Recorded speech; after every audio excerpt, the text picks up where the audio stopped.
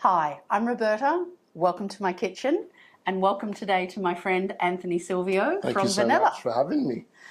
We're going to do one of Anthony's recipes now to convince you, if you're not already convinced, that cheese and seafood match made in heaven. They marry beautifully together, and today what we've got is our very popular creamy stracciatella, which is the inside part of the burrata, but it holds on its own. It's a magical, magical product. And we're going to pair it with some beautiful, very fresh tuna crudo, which we'll slice up into, we're actually going to dice it into little pieces, and then we're going to plate that with a beautiful chunky pistachio pesto. Yum, using these gorgeous Persian pistachios. Yep. Now, you're from Sicily, or your family's from Sicily at least, and Sicily's famous for pistachios, isn't Bronte is a very popular town where the pistachio come from. They even have a festival, don't they? They do. The Sagra di Pistachio. And you get just about anything with pistachio. Right. In it. But we can't get Bronte pistachio in Australia. What we can get are these gorgeous Persian pistachio, which have the same incredibly vivid colour and, as you said, they smell beautiful. That incredible aroma. Sweet, buttery, nutty. Yeah, absolutely. So they're from our friend Paria at Saffron and More, and we can give you a link if you want to get some of these. What else goes into this pesto? Some basil, lots of olive oil, really good Alto olive oil. And then to finish it all off, we're going to cut up this beautiful sourdough baguette into some slices and bake it off like little crostini. And that will be a vessel for you to carry all these beautiful flavours. And you kind of just pop it in the middle of the table. Everyone digs in. Happy days. Yum. And did we mention the basil? Did I say basil? Yeah. Okay. So what I wanted to tell you about the basil, though, is we highly recommend that if you can, you get a beautiful pot of living basil, because the leaves are smaller, they're tastier. Sometimes when you get the big bunches, the leaves are very large and coarse, right? If you're not growing it yourself. That's the best way. That's the best way. That's the most ideal way. But if you're not, definitely get the potted stuff. All right. So you know what we're doing. Give us a sec. We'll clear and we'll step you through it. So we're going to start with the pistachio pesto. So to make that, we also have some basil. So it's part of the beautiful green flavour profile that you get from it. And we just want to beat this down into a nice paste. So the way that you do that, I've got a nice good handful. Pop it in your mortar and pestle. So this is the way we'd start off if we were making pesto. Yes, yeah. Well, you'd start off by grounding down some garlic with the pine nuts, getting it really creamy. And then you basil. Because we're not using them, yeah. All right. So a little salt, that helps grind it up. Makes it nice and abrasive. And we would have added some salt in at some stage anyway. So begin to pound it down. Once I've got it down, then I can start moving in more of a circular motion. And the idea of doing this first is that by the time that we add the pistachio in, then the basil's not going to be too bitsy in texture. We want the pistachio to carry the texture, not the basil, because that's the star of the show. So once you've pounded it down, now we can begin to work in more of a circular motion. All right, I'm pretty happy with that. It's almost into a paste. And then at this stage, we're going to add some cheese in the form of a lovely aged caciocavallo. So I'm going to finely grate this in, about 50 grams, and then we'll incorporate that as well so it's nice and creamy. And I love this recipe because it's a recipe within a recipe, and that's always handy, isn't it? So I'm sure we're going to use this on the tuna crudo today. Yeah. What else could you do with this? Pasta. Pasta, oh my gosh. Off the heat. Yes. So never heat your pesto. That's a big tip with pesto because it will turn brown. Yes. But have the pasta al dente ready to go. Have some pasta water as well set aside. That's the secret sauce, isn't it? And then pasta have your water. fresh pistachio pesto ready to go. Stir some through, add the pasta water in bit by bit. If you want to make it more cheesy, add some more cheese, and that's it. Serve it like that, and it's absolutely beautiful. And because we're talking cheese and seafood, I'm going to say if you're not a fan of raw seafood, you should be, but if you're not, you could toss that diced tuna through at the last minute as well, and it would just set, it would just cook in that residual heat. Absolutely. So there you go, two recipes for the price of one. There you go, chef. Lovely. Okay, so we've added our beautiful caciocavallo. Now I'm just going to work this in again. trying to achieve a nice, consistent, creamy texture before we add the pistachio in. I can already tell this is going to be good because it smells insane. Insane. I always wish you could smell what we can smell when we're making these dishes. I would say that's nice and creamy. Look, you can't see in there, but look at that. Isn't that gorgeous? What's next? Now we're going to add our pistachio. Beautiful. So I might pound in maybe half at a time. Good idea. Just to work it so we don't make a huge mess. And it's going to depend on the size of your mortar and pestle. Now, the question. Yes. Could we do it in a food processor? You can. Okay. You can. Yeah. Yeah. Because I know chefs are sometimes pedantic about the difference. Yeah, it's not classic, but if you were going to do that, just make sure you're pulsing. Exactly. So have it on full pelt before this stage when you're just trying to emulsify the initial ingredients. Yep. But at the stage when you add the pistachio, because it's more of a textural thing that we're going for, just pulsing. Bzz, bzz, bzz. We don't want pistachio butter. We want a nice chunky, textural. That's right. Yum. If you wanted to make this pistachio pesto ahead of time for another recipe, if you wanted to use it in pasta or serve it in some other way, you could. What I'd recommend is you pop it into a jar and put about a centimetre of olive oil on the top, and that helps preserve it. That's just like you do with pesto genovese. That's it. Yeah. That's my little nonna tip for the day. So you can see that I'm not overly pounding this because I want to retain some of that beautiful chunky texture. So I feel like I've reached the correct consistency. Let's have a look how chunky those pieces of nuts are. See how that is? Beautiful. Really, really nice. Yum. Oh, that is so good. The pistachio and the basil together. Yeah, this is just such a beautiful combination together, pistachio and basil. It's Yum. Gorgeous. Now, have you ever looked at an Italian recipe where in English we go comma to taste? In Italian they go comma QB. Yes. And I had to ask Anthony, what is this QB and what is it? It's a nonna measurement. So it's not a real measurement, but it's when it's just enough. So it translates to quanto basta.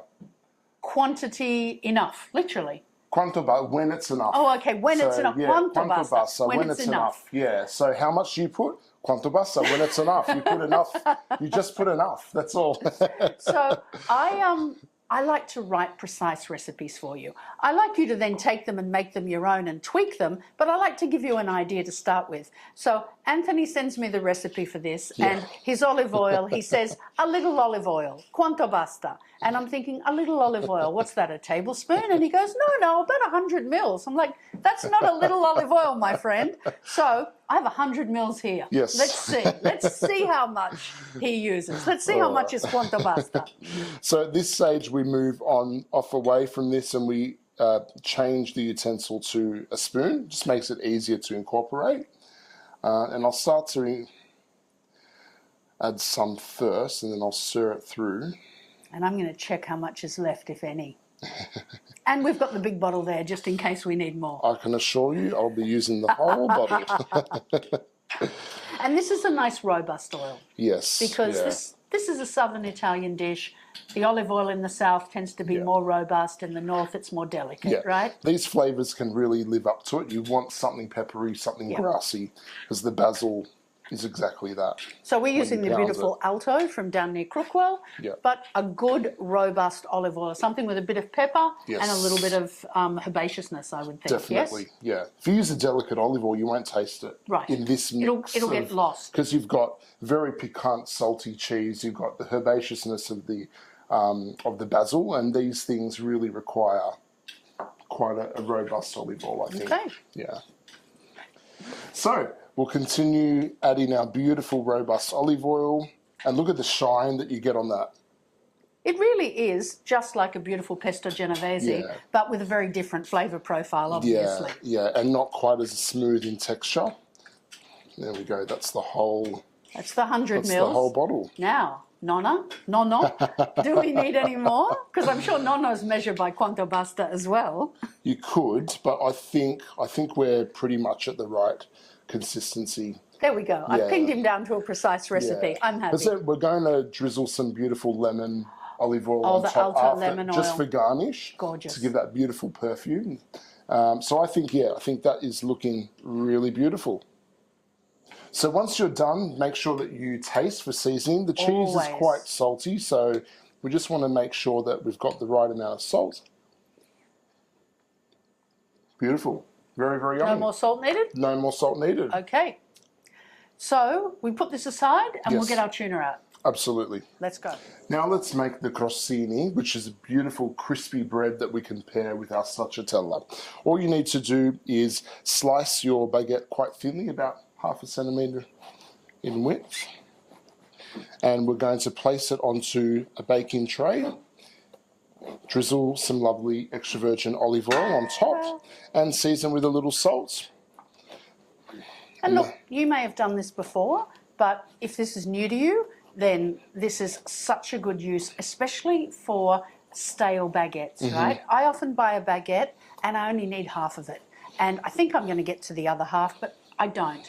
Now, I often turn it into breadcrumbs, but this is another really good use for bread that's been sitting around just for a few days, isn't Absolutely, yeah. It almost works better with stale bread, actually. It's just easier. Now, I'm short on baking trays at the moment, so my paella pan is becoming a baking tray. Works but just fine. In your kitchen, you make do, right? You work with what you've got. Lovely. So good drizzle. Good drizzle. Quanto basta? Yeah, quanto basta. Exactly, we're learning. And then we'll season up with some lovely sea salt flakes. Beautiful. And then in the oven it goes until nice and dry and crisp. Almost like quanto basta, until it's ready, right? it's Cook ready. until cooked. That's it. Okay, into the oven. We'll be back in a moment. Now we're going to prepare our tuna crudo. So we've got a beautiful piece of sashimi grade. Very tuna. important. If you're serving fish rare, seafood rare, it must always be sashimi grade. That means it's been caught and handled in a way that makes it premium quality and ideal for eating raw. Ideal for eating raw, that's the most important part. And it will have a little bit of moisture on it, so make sure you gently pat it dry with a paper towel. And then all we need to do is simply cut this up into small dice, and then we can have that aside ready to assemble our plates. And I mean, you could slice it, you could dice it, you could do whatever you wanted, but for your recipe, you like it diced. I like it diced, yeah. And when you go to your fishmonger and you ask for sashimi grade tuna, make sure he knows that you want it in a block like this. Technically, they call it saku cut. Saku's the Japanese word for block, I believe. Yeah. So I always have to tell my fishmonger, I want saku cut sashimi grade tuna.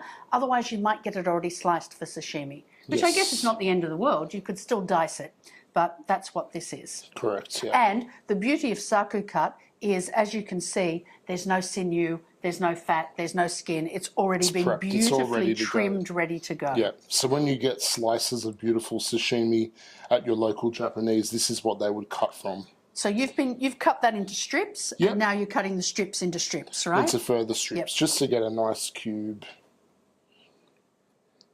And again, it doesn't have to be perfect.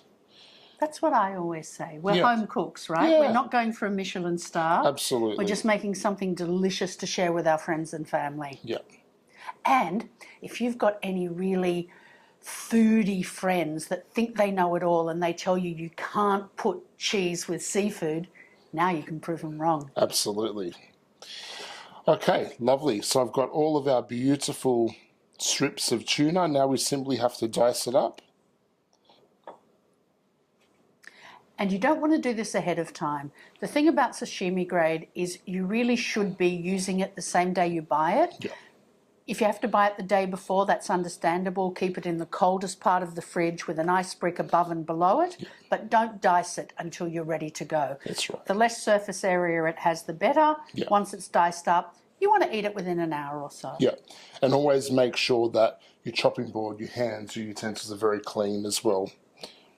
Good point. We just Always want- anyway. Not Yes. just when you're using raw things, but that's, clean as you go. You see the best chefs are always wiping down their work surfaces, aren't they? Yeah. And if you have any left over, it's absolutely fine to eat the next day, but not raw. Leftover sashimi, goes into a pasta or a cooked dish the next day. That's right. Because it's fabulous quality. You don't want to waste any of it, but it really should be eaten within 24 hours if it's going to be raw. Yes. So now I'm just going to pop this onto our plate so that when it comes to assembling the dish, we have all of our different elements ready to go. So that's as important as cleaning as you go, isn't it? Absolutely. Get everything prepped up. Yeah. All right, let's grab our stracciatella. Let's do it. So now the crostini have come out of the oven. They're nice and crispy. They are. And they're going to become they're going to become the perfect vessel for all of these yummy elements that are going to be plated up now. So what we do is get yourself a lovely plate. I like to use one that's a little bit on the darker side so that the color of the stracciatella pops. And don't use anything that's exactly straight. It's got to have a little bit of a bevel or a little bit of a lip to cover the to catch the creaminess of the Because it can get a bit messy, right? And that's what we like about it. Yeah. So, as I said, your tuna, you only want to dice that no more than an hour beforehand, but your stracciatella's sitting in the fridge. Your pesto could be made a few hours ahead of time. Well, as you said, you could even do it the day before, cover it with oil. Absolutely. You've got your beautiful lemon oil, and you could make your croutons the day before as well. Yeah. Then it's just an assembly job, right? Absolutely. Love those last things that you just toss together at the last minute. So we've got our beautiful stracciatella. So we've got strands of mozzarella that have been mixed with fresh cream, and I'm just going to put that all over on the plate. We're going to use the whole tub. Do you know, I was picturing this, we were going to assemble it, pile it up on here, but this is much better, isn't it? Because we want these to stay crisp. Absolutely. So that's why you said that lip is so important. Very, very important. All right. So you're just draining off. If there's a little bit of excess cream there, we can just drain that off, right? That's right. And I can eat that later. All right, lovely. I'll take that for you. There you go. So that's looking beautiful. Thank you, Roberta. This one I can't resist. All right, so that's our beds. Now we're going to come on top with some beautiful diced tuna, and you want to be kind of random, a little bit sporadic with how you plate it. And could we do this with anything other than tuna? Could you do it with salmon? Sashimi grade salmon? Yeah, absolutely, you could. You know what? Scallops. I know it's Scallops, white on white. Oh no, so, it'd be beautiful. But I think raw scallop is probably the best way to eat scallop, although you're going to show us another little trick with them soon, I know. I think I would use some botarga freshly grated on top if I was to do scallops. Oh my goodness, really I want to do that. Yeah. Yes. So stracciatella, raw sashimi grade scallop, thinly sliced, botarga over the top. Yeah, and some lemon olive oil again. Oh yes. I think Giovanni Pilu, who makes our botarga, will approve of that one. I think he will. Lovely. There we go. Oh, you did use it all. There you go. All right, and now we're going to come on top with this beautiful textural pistachio. I'll just do a little taste test Please. of seasoning. Yeah. Oh, that is so good. So we've got colour, we've got texture, we've got amazing aroma. We know it's going to taste good. It's a treat for almost all the senses, isn't it? It is, yeah. I can't wait to dig in. Even the sense of sound, listening to you pound the pesto. Yeah. There's something quite lovely about hearing a paste being pounded. Now, quanto basta? Quanto basta? It's my new favourite word. Lemon extra virgin olive oil. Lemon extra virgin olive oil. I'll just season the tuna up a little bit before doing that. Lovely. And then we've got the beautiful lemon olive oil.